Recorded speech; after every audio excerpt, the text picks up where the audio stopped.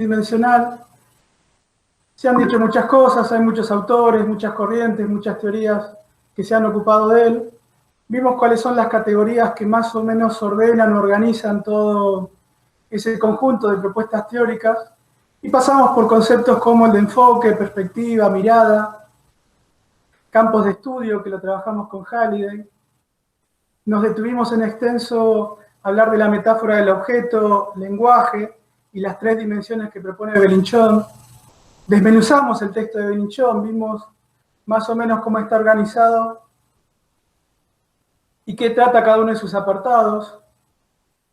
Y finalmente nos quedamos trabajando con la noción de paradigmas. Vimos qué son los paradigmas, los ubicamos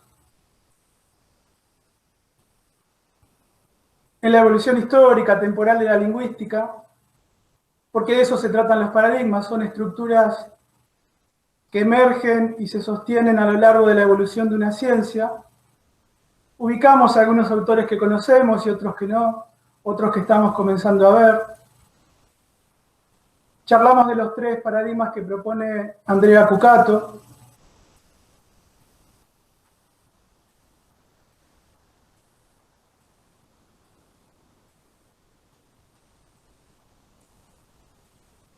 No nos detuvimos, no lo vamos a hacer ahora, nos va a quedar pendiente, pero dentro de esas formas de organizar las teorías acerca de la lengua, el lenguaje y la comunicación, hay otra noción muy fuerte de la epistemología, que es la de programa de investigación, pero no lo vamos a hacer ahora, sino cortamos lo que teníamos hablando de paradigmas, ¿sí? En algún momento lo vamos a retomar, quizás hacia el final de la clase podamos hacerlo. Mi idea era que, como veníamos hablando de paradigmas, nos quedemos en este tema de los paradigmas y después vayamos, ¿sí?, después de unos 10, 15 minutos, reforzando algunas ideas sobre paradigmas, irse a los modelos de comunicación, que es más o menos uno de los temas más pedidos cuando hicimos la consulta acerca de qué queríamos reforzar, qué queríamos repasar. Así que cerramos lo de paradigmas, que nos quedó un poco abierto todavía, un poco para completar, y vamos a los modelos teóricos de la comunicación. Recordarán que los paradigmas se definen como esas estructuras que se imponen en los campos científicos, en las ciencias, en las disciplinas, y que lo que proporcionan son modelos de problemas y soluciones posibles. Decíamos que esos problemas son los interrogantes que se formulan los investigadores y que las soluciones posibles son las hipótesis que formulan. Detrás de esa forma bastante generalizadora de decir que son los paradigmas, estamos también dando a entender que los paradigmas, entre otras cuestiones, son grandes contenedores de objetos de estudio y de métodos de estudio. Objetos para investigar y métodos para hacerlo, cuáles son los pasos, los procesos, o como bien dice la expresión, los métodos de investigación para abordarlos. Así que vamos a detenernos 5 minutitos para hablar de eso y luego sistematizamos qué utilidad tiene esta cuestión de los métodos para completar nuestra exposición acerca de lo que son los paradigmas en los estudios lingüísticos.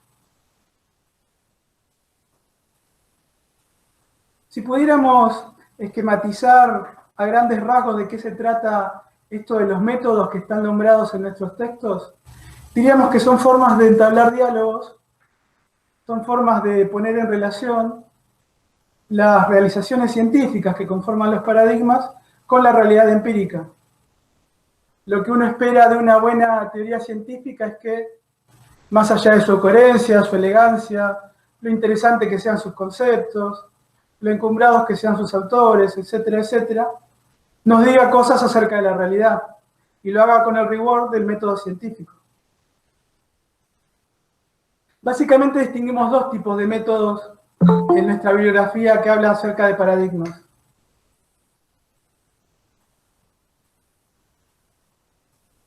Uno es el método hipotético deductivo. a grandes rasgos está representado en la diapositiva. A grandes rasgos que podemos sintetizarlos en 3 pasos, porque cuando hablamos de método hablamos de eso, ¿no? De procesos, de pasos, de etapas. Y del modo en que está esquematizado, además, se trata de reforzar porque se suele denominar método hipotético deductivo. Hay que decir que es el método principalmente desplegado en las ciencias duras, no tanto en las ciencias sociales, aunque también tiene bastante peso, es bastante importante, bastante utilizado, pero más que nada corresponde a los paradigmas de otras ciencias, no tanto de la lingüística.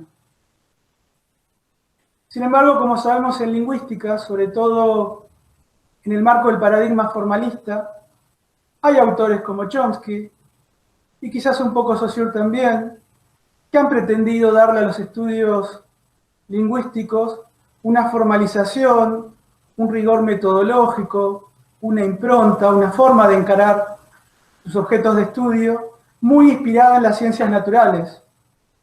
Así que no es raro que cuando vayamos a ver cómo se distribuyen estos métodos en los paradigmas, notemos que sobre todo este método del que estamos hablando ahora, el primero, son 2, se aplica de modo a rajatabla, podríamos decir, en la obra de Chomsky. Creo que ya están comenzando los que han seguido las clases teóricas de la profesora Bernardi a trabajar con una guía de lectura sobre generativismo. Cuando hablamos de Chomsky hablamos del principal referente del generativismo. El generativismo adentro del formalismo. Bien, en ese texto van a ver que Chomsky hace toda una introducción donde justifica por qué su propuesta teórica se basa en este método o en esta forma de encarar la investigación científica. La forma en que la llama Chomsky es estilo de Galileo. Con esa denominación van a encontrar en varios pasajes de ese texto que están viendo de Chomsky hablar acerca de este método, ¿sí? Estilo de Galileo porque es el estilo, como decíamos recién, de las ciencias duras, ¿sí? Como la astronomía, por ejemplo, como la física, como la química, etc. ¿Cuáles son los pasos de ese método? Bueno, un primer paso es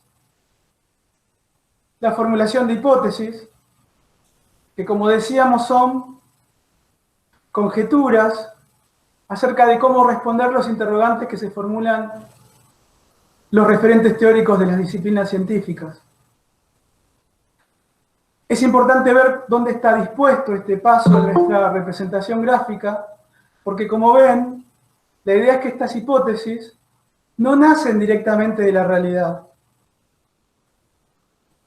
que tenemos acá, sino que se formulan directamente en el campo del conocimiento científico. Ahora bien, como decíamos, todo método requiere, o requerimos de todo método científico que tenga una bajada hacia la realidad y nos trate de explicar, de describir cómo es esa realidad. De forma tal que esas leyes generales deberían poder ser traducidas a un lenguaje que esté anclado en la realidad empírica. Y finalmente, bueno, digamos que se deducen entonces enunciados de un nivel inferior en términos de alcance epistemológico, y son los enunciados que vamos a contrastar con la realidad. El tercer paso, donde sí nos paramos en la realidad, es la contrastación a través de experimentos, a través de la observación, etcétera, de esos enunciados intermedios. Ya que hablamos de Chomsky, pensemos un caso concreto. Una hipótesis fuerte de generativismo es que el lenguaje es una facultad de la especie humana que heredamos por filiación genética, está, por decirlo de una forma vaga, está en nuestro ADN como especie,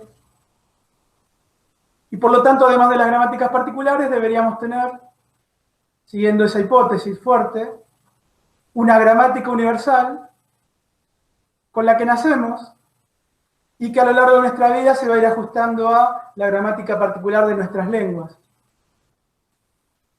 Ahora bien, ese enunciado, dicho en términos tan amplios como una ley de alcance general, no se puede contrastar directamente con la realidad si yo no hago ese paso intermedio de deducir consecuencias que se puedan observar. Entonces yo lo que tendría que demostrar es que las reglas de esa gramática universal se replican en las lenguas particulares. Por ejemplo, el español, por ejemplo, el francés, etc.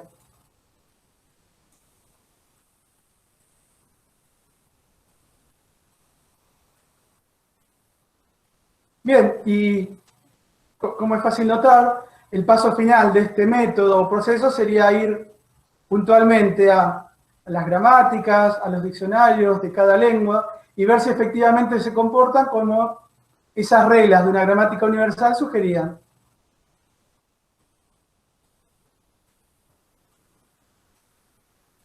Dijimos que distinguimos dos métodos principalmente. Este es el estilo de Galileo o método hipotético deductivo. Se llama de ese modo porque tiene estos pasos que vemos ahí, donde remarcamos la idea de hipótesis y la idea de deducción. Salimos un segundo porque creo que estaba intentando ingresar a alguien, ¿sí? Perdón.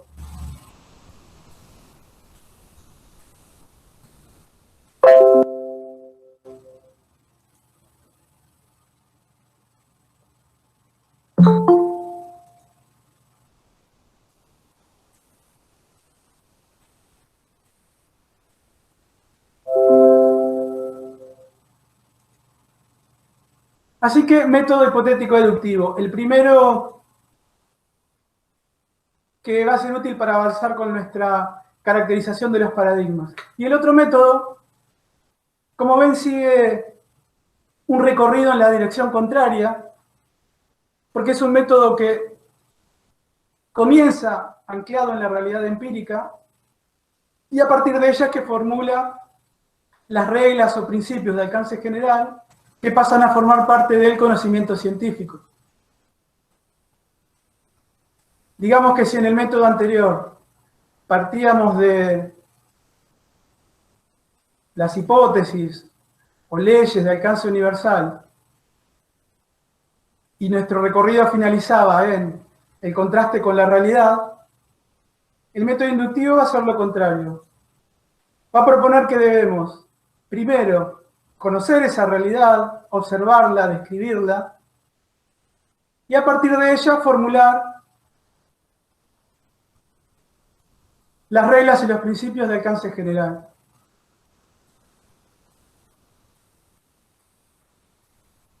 Por lo general, antes de entrar uno en estas cuestiones de la epistemología, la metodología de las ciencias, etc., por lo general uno tiene una representación de que la ciencia funciona más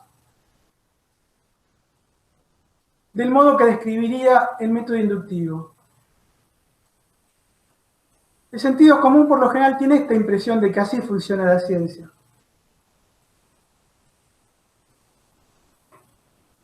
No es que vamos a decir aquí que nunca sucede, pero sí vamos a decir que, según los autores, según las teorías, incluso según el tipo de ciencia, puede ser ese el método apropiado, más efectivo, el que decía recién, como decía recién, se aproxima más a la visión del sentido común que el método que explicamos previamente o repasamos previamente.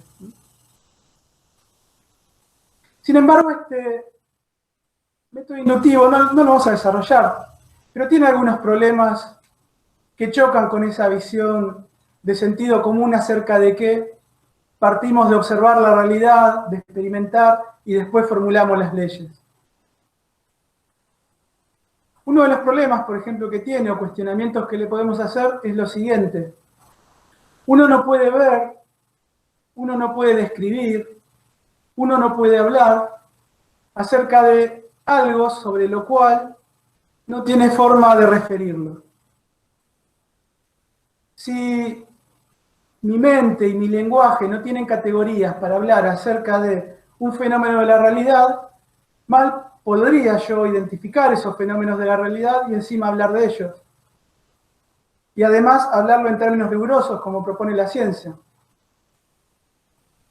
Digo que choca con el sentido común porque el sentido común supondría que de modo objetivo, natural, de modo directo, neutral, sin carga teórica, ni ideológica, etc., podríamos observar la realidad y de ahí formular leyes. Leyes, principios o reglas, como dice la diapositiva.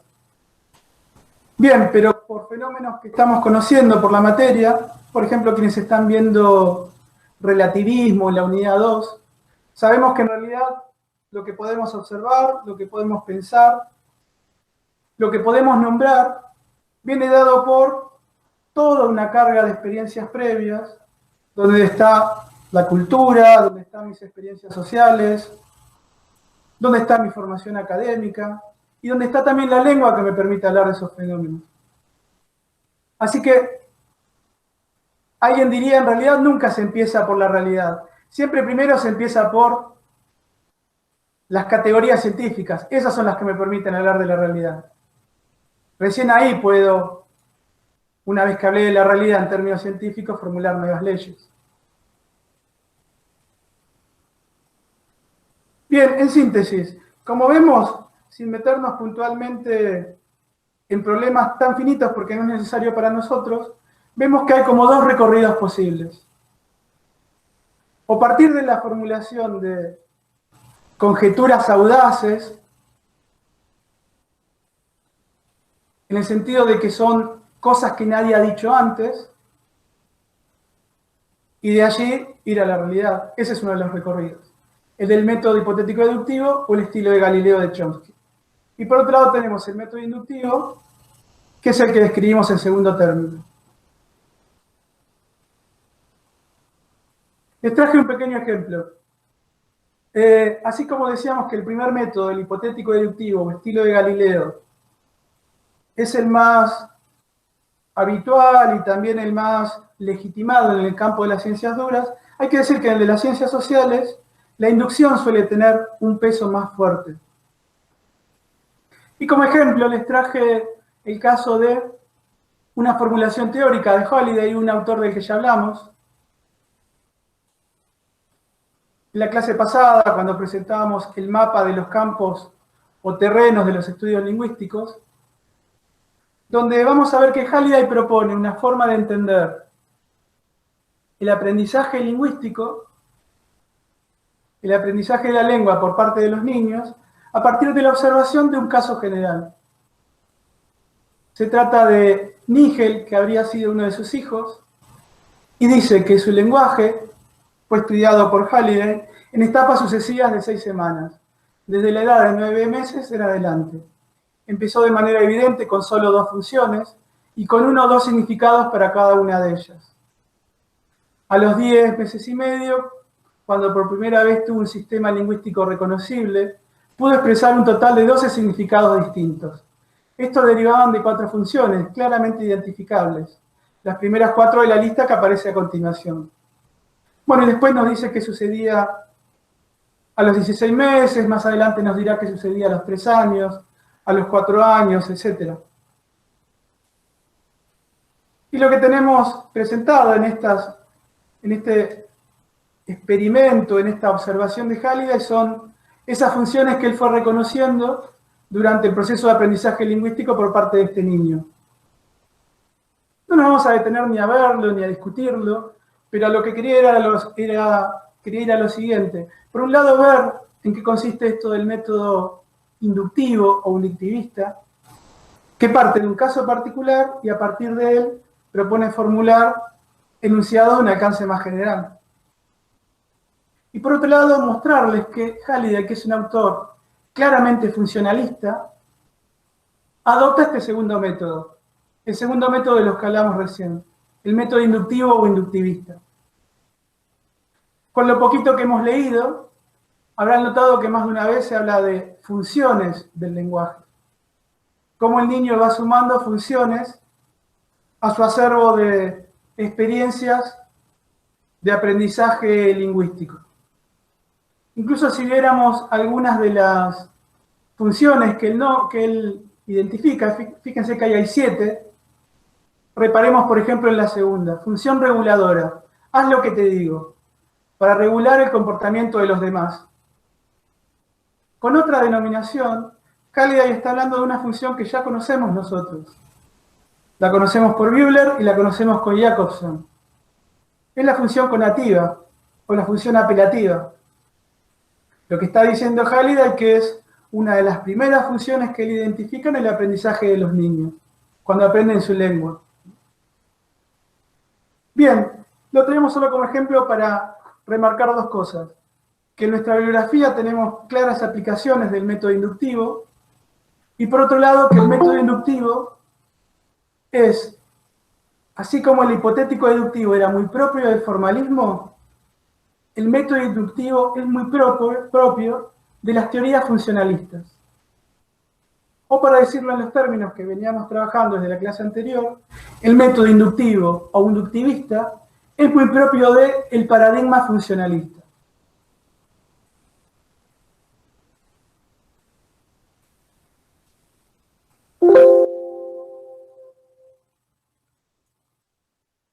Perdona.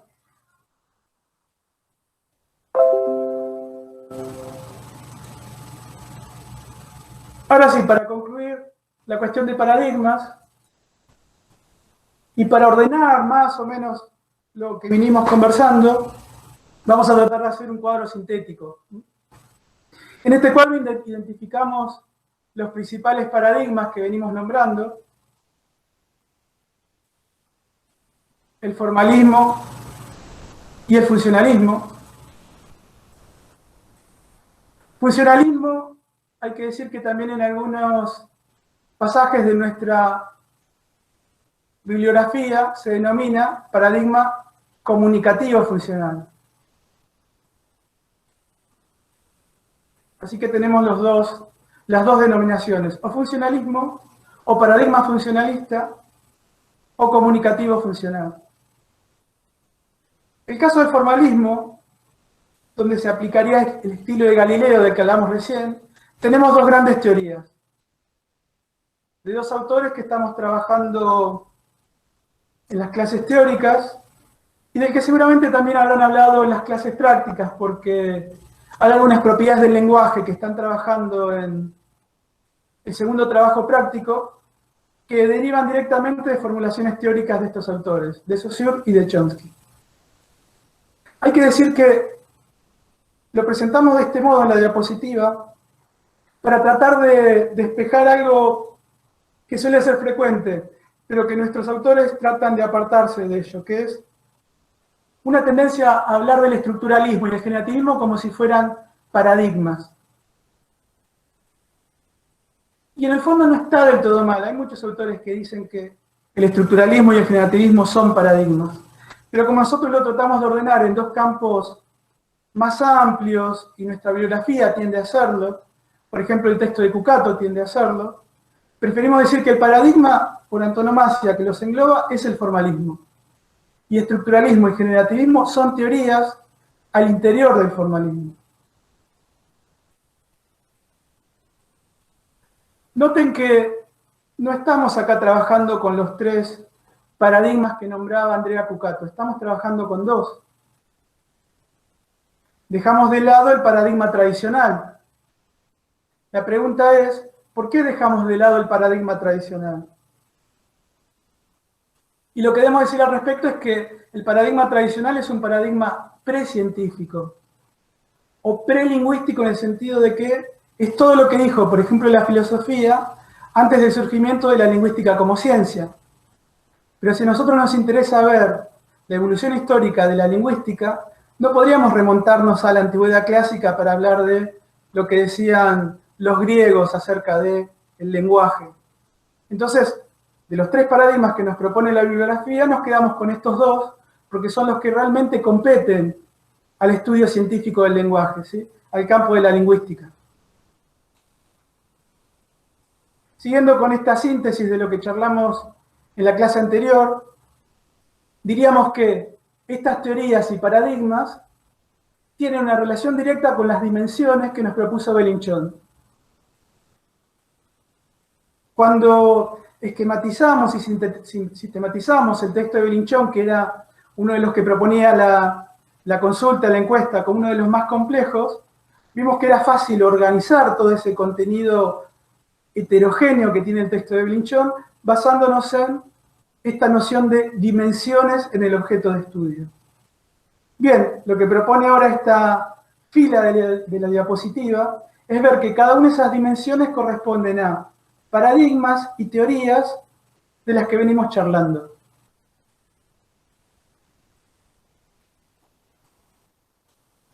Del esquemita que trajimos de Halliday, que es aquel que era como una especie de territorio, marcado como con unas fronteras punteadas a su alrededor, los subcampos al interior de la lingüística y las disciplinas auxiliares que estaban afuera de esas fronteras, también podemos encontrar una relación directa entre las formas de definir lengua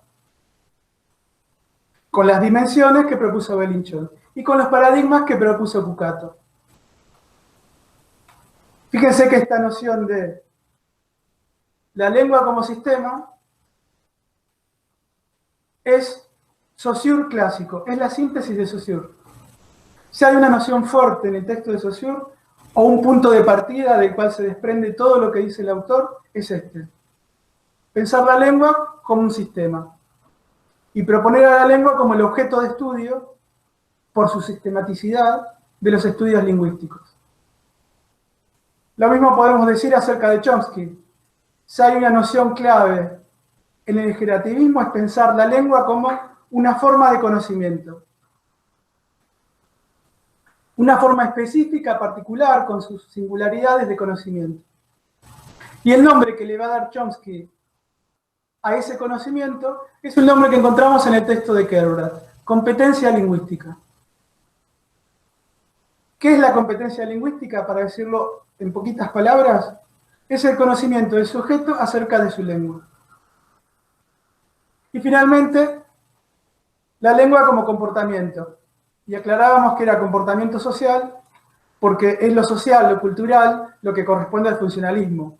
No como comportamiento individual o como conducta individual, que nos llevaría a un campo más psicológico, psicolingüístico, que es lo que correspondía a Chomsky.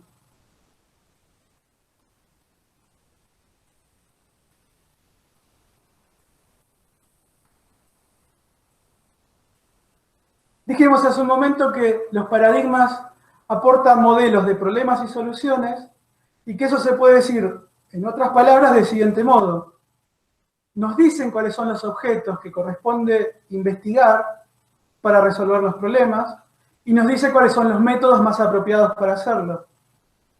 Esta fila de la diapositiva nos ofrece una visión panorámica de los objetos de estudio que corresponde a cada una de estas teorías, dimensiones y paradigmas.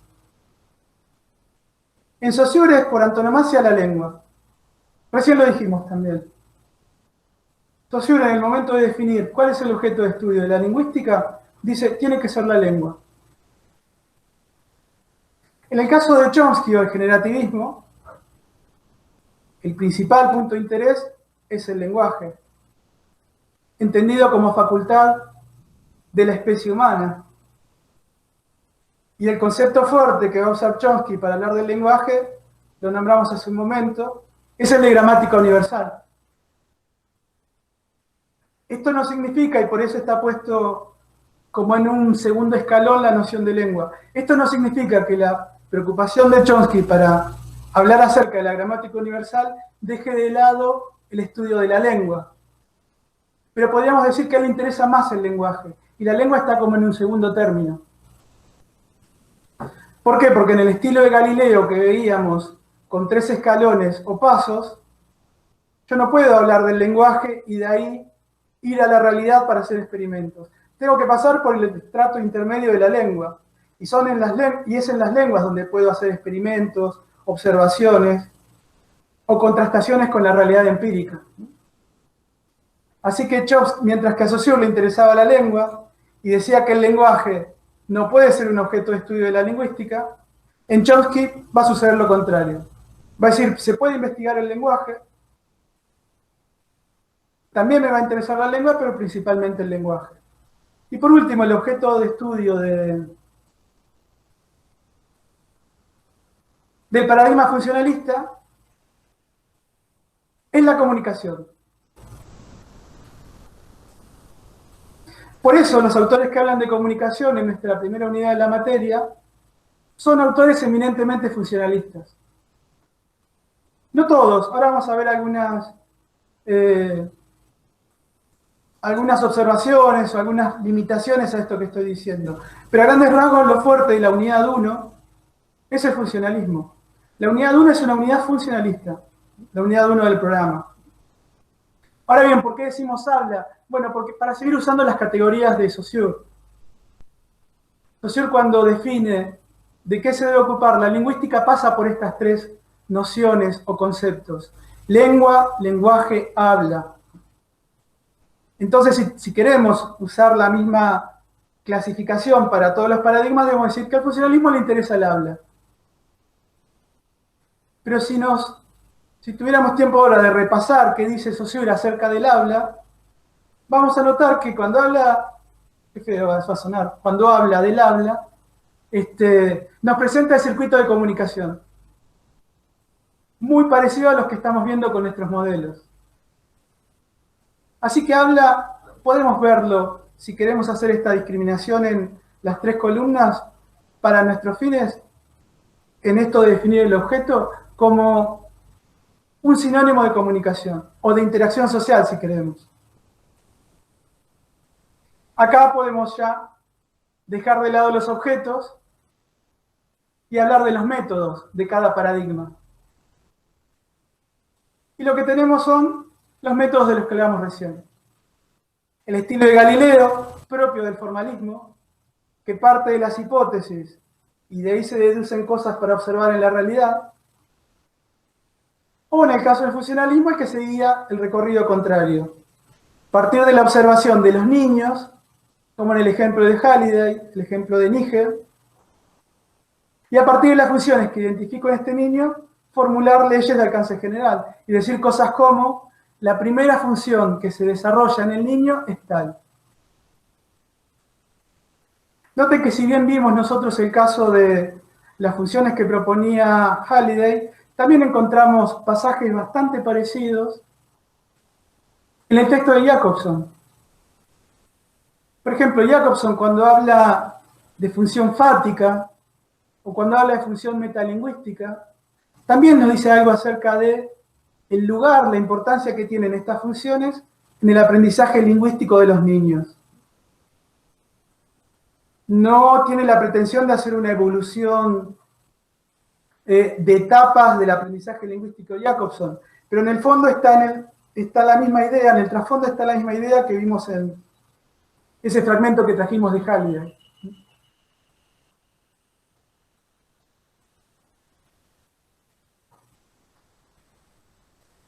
Bueno, y por último nos vamos a encontrar en nuestra bibliografía una definición acerca de, puntualmente, qué es lo material, qué es el lugar de donde se van a tomar los datos para contrastar las hipótesis de estos paradigmas y de estas teorías.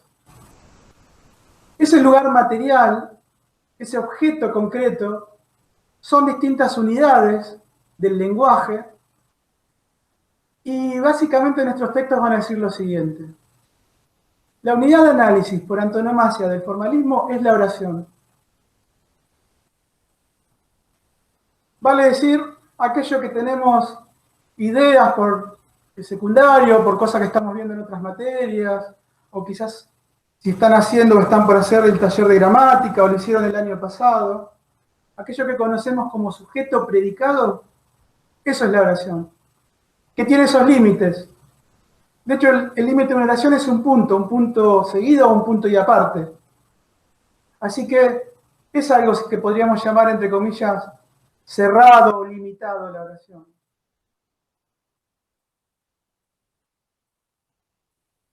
La subdisciplina que estudia la oración es la sintaxis. Así que muchos procedimientos que van a usar los autores formalistas son del orden de lo sintáctico. Hoy vamos a ver algunos ejemplos cuando trabajemos, por ejemplo, función poética. Y por lo del funcionalismo, vemos que está un poco más diversificado este objeto material que sería la unidad de análisis, aquello que puntualmente se observa para formular las teorías, y está expresado, por ejemplo, en Cucato en los términos que está en la diapositiva: el enunciado, el texto y el discurso. Fíjense que, sin meternos en cuestiones muy puntillosas para definir qué es enunciado, texto o discurso, ya notamos que por lo menos no tiene los límites del punto y aparte que tiene la oración. La noción de texto ya de por sí implica más de una oración. Ni hablar la noción de discurso, que hasta podría subsumir varios textos. Así que el funcionalismo tiene esta tendencia o esta propuesta de no abordar solo la sintaxis de la oración para formular teoría acerca de cómo nos comunicamos, sino proponer la idea de ver unidades lingüísticas más amplias al estilo de todo un texto o todo un discurso. Bien, creo que más o menos esto sintetiza buena parte del recorrido que hemos hecho hasta ahora. Y creo que cierra bastante bien también lo que deberíamos tener como un marco ordenador general cuando hablamos de paradigmas. Y lo que nos permite ver es que si bien autores que estamos nombrando no hablan puntualmente de paradigmas, como Belinchón y como Halliday, aunque no lo hagan, en el fondo están haciendo los mismos compartimentos, las mismas divisiones. Belinchón lo llama dimensiones y Halliday lo denomina de acuerdo a cómo concibe la lengua cada una de estas teorías y cada uno de estos paradigmas. Pero en el fondo son tres grupos que más o menos comparten los autores.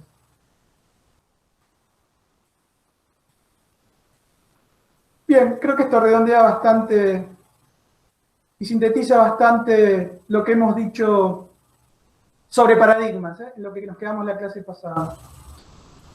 La propuesta de esta diapositiva es ir a los modelos sobre la comunicación, pero haciendo en primera instancia una aproximación muy general para ver en qué medida podemos vincular estos paradigmas de los que venimos hablando con cada uno de los modelos teóricos acerca de la comunicación.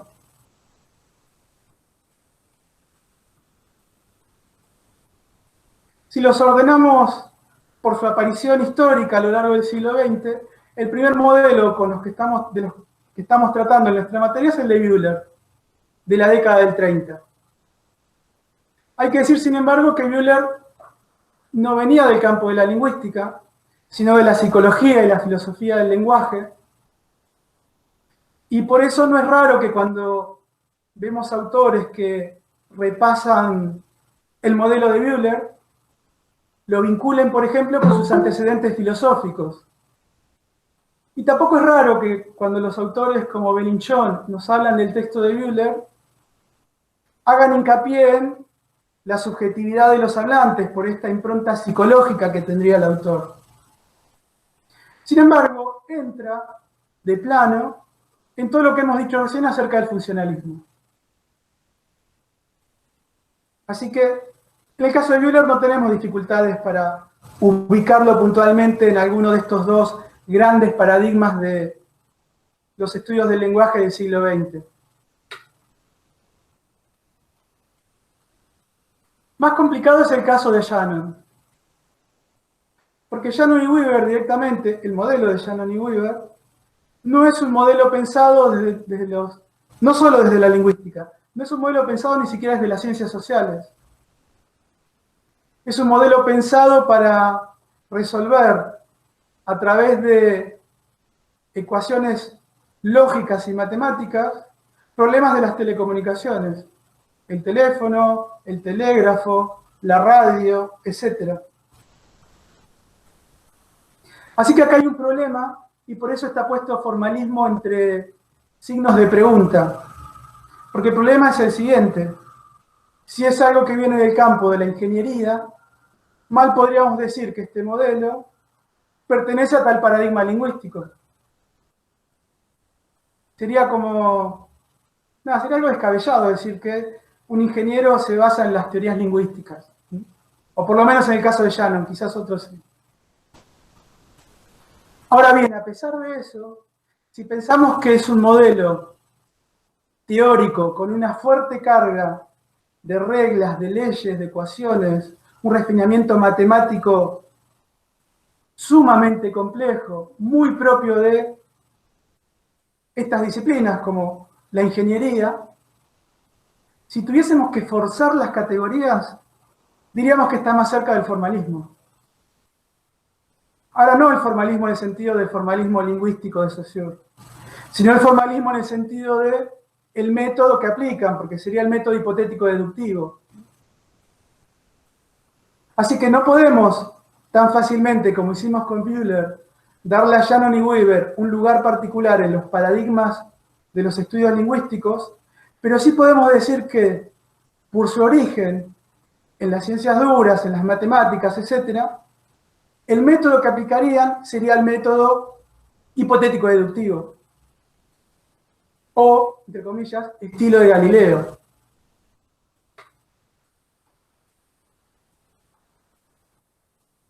Con Jacobson tenemos un problema.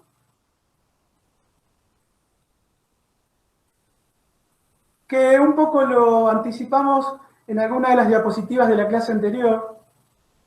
Esa diapositiva donde ubicábamos los paradigmas y los autores a lo largo del siglo XX. Y veíamos que Jacobson aparecía en dos lugares. A comienzos del siglo XX aparecía en el campo del formalismo, más o menos en la época de Saussure, un poquito después, década de 1920, y hacia el final del recorrido que hicimos, cuando Jacobson formuló el texto que nosotros tratamos, el de lingüística y poética, lo ubicamos en el lado del funcionalismo. El problema era que Jacobson tiene, no es un problema, sino la particularidad que tiene este autor, es que tiene un largo recorrido en la producción de teoría para los estudios lingüísticos, y tiene una época que fue fuertemente estructuralista, la época de, como les decía, contemporánea a Saussure, y un momento donde es fuertemente funcionalista, como es el Jacobson del texto que nosotros trabajamos. El texto que trabajamos en el primer trabajo práctico, en la unidad 1, en el primer foro de prácticos, en el primer foro de teóricos. Y también es un texto que, si no me equivoco, trabajan en Introducción a la Literatura.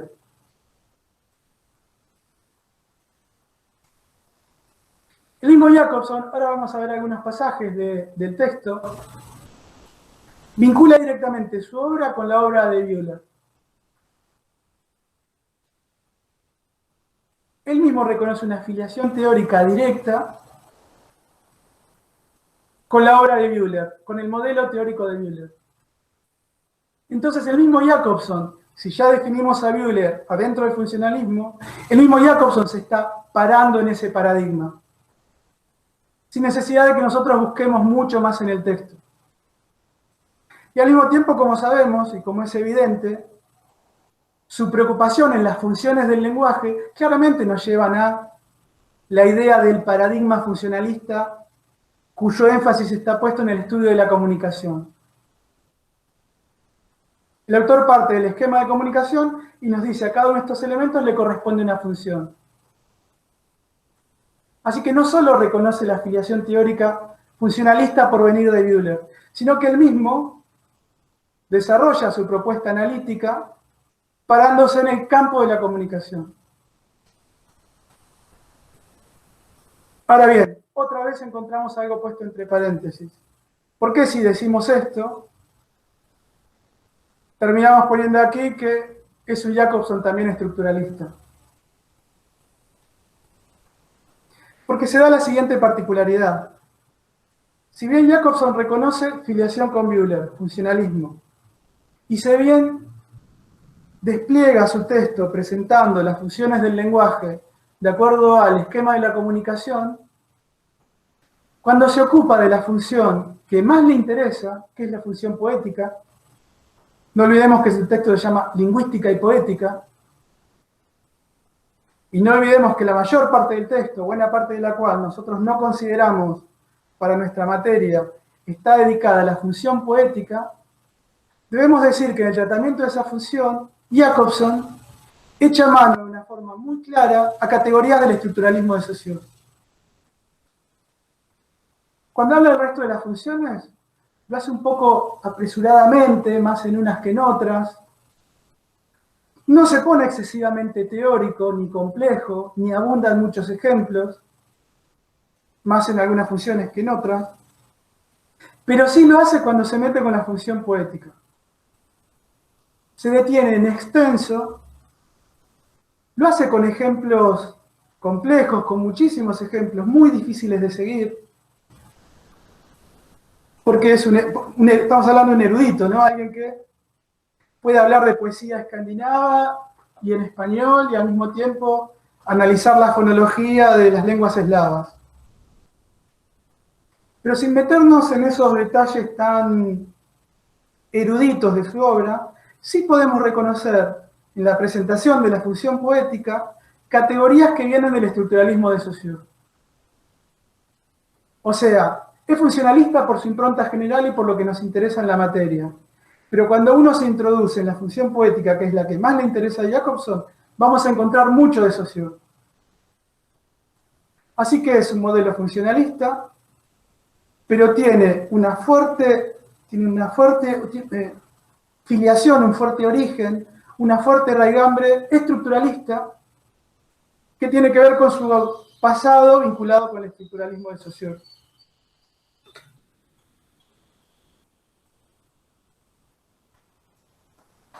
Un poco más fácil es, porque veníamos viendo los paradigmas y ver dónde metemos a cada uno de los modelos, ¿no? Un poco más fácil es trabajar con Kerbrat, porque Kerbrat sí parte de una preocupación por el lenguaje, así que no sería el caso de Shannon, que venía de otro terreno. También se posiciona claramente en lo que es el estudio de la comunicación y la comunicación humana, así que eso ya nos lleva directamente a decir que es funcionalista. Usa categorías muy propias del funcionalismo, como son las variables sociales, las variables culturales, incluso las variables ideológicas. Recordarán que habla hasta de una competencia ideológica y cultural. Así que no hay grandes dificultades para presentar a Kerbrat en el paraguas del funcionalismo. Pero sí hay que tener un pequeño cuidado cuando se dice esto, porque también en Kerbrat encontramos una categoría teórica fuerte que no corresponde al funcionalismo, que es la noción de competencia. La noción de competencia, lo dijimos hace un ratito cuando hablamos de los métodos, es una noción que viene de Chomsky. Incluso la misma Kerbrat nos dice, esto viene de Chomsky.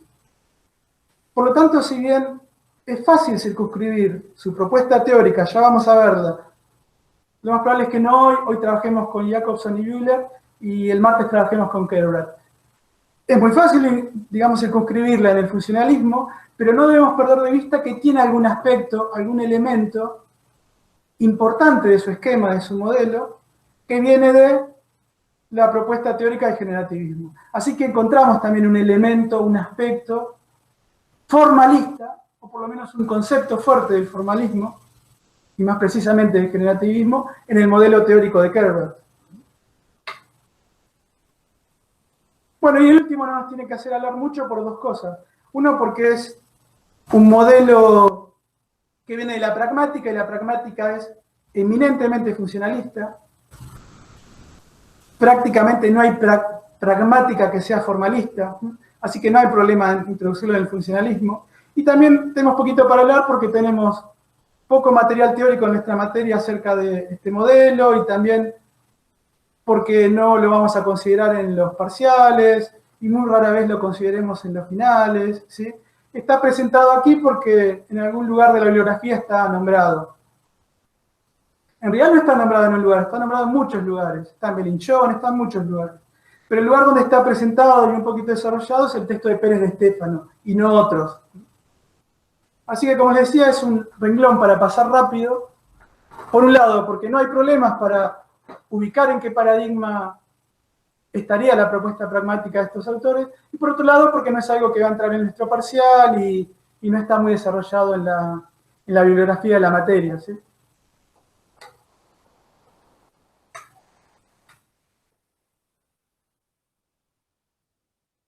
Bien, bueno, ahora vamos a hacer un pequeño cortecito de 5 minutos, como una suerte de recreo, después ya volvemos para hablar de los modelos. Esta diapositiva nada más tenía el sentido de reforzar o de fundamentar algunas cosas que dijimos hace un momento. Hace un momento dijimos que el mismo Jacobson reconoce la afiliación de su modelo con Müller. Acá tenemos una cita que lo prueba. También Kerr le reconoce a Jacobson una afiliación teórica con Bühler y con Shannon. Estas son notas a pie de página tomados de la primera parte del texto que leemos de Kerbrat, del capítulo que leemos de Kerbrat. Acá tenemos un ejemplo de lo que decíamos recién acerca de Sperber y Wilson. También está nombrado, por ejemplo, en Belinchón, pero no está desarrollado. Esta diapositiva tenía solo ese sentido, fundamentar estas ideas, de que los autores reconocen desde uno u otro texto la afiliación teórica con las teorías precedentes.